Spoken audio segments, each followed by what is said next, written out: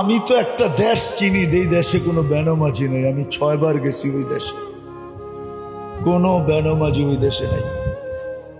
এটা আমার প্রথম দিন প্রমাণ হয়েছে। আমি প্রথমবার যখন যাইতেছিলাম, আদিস আবাবার থেকে ইথিওপিয়ার থেকে আমার ফ্লাইট ছিল। আমার পাশে যিনি বসা ছিল, ও প্লেনে পুরা দাঁড়াইতে পারতো না, ছাদে লেগে যেত। প্লেন একটু নিচা থাকে না, লাগেজ লুগেজ বড়ার পরে, তো মাথা উঁচা করতে পারতো না, এরকম লম্বা। আর মাশাআল্লাহ কালো তো এরকম কালো, আফ্রিকার মানুষ তো চাঁদের, আফ্রিকার মানুষ কালো।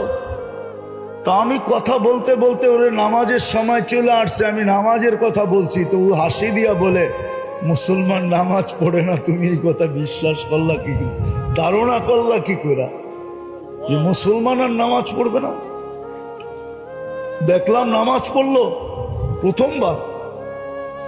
তো আমার দাওয়াত ছিল ওর বাড়িতে, তো নামাজের সময় আমি গেলাম, তো বলল চলো আগে নামাজ পড়ে নি, পরে খাবো। তারপর আমি 6 বারে ওদেরকে পরীক্ষা করছি, বিলকুল টপ টু বাটন, প্রেসিডেন্ট থেকে নিয়া, সেনা প্রধান থেকে নিয়া, নিচের আমলা পর্যন্ত একজনও পাই নাই নামাজের আজান কানে ঢুকছে আর বলছে নামাজ আগে কাজ পড়ে। আজান কানে পড়তে দেরি,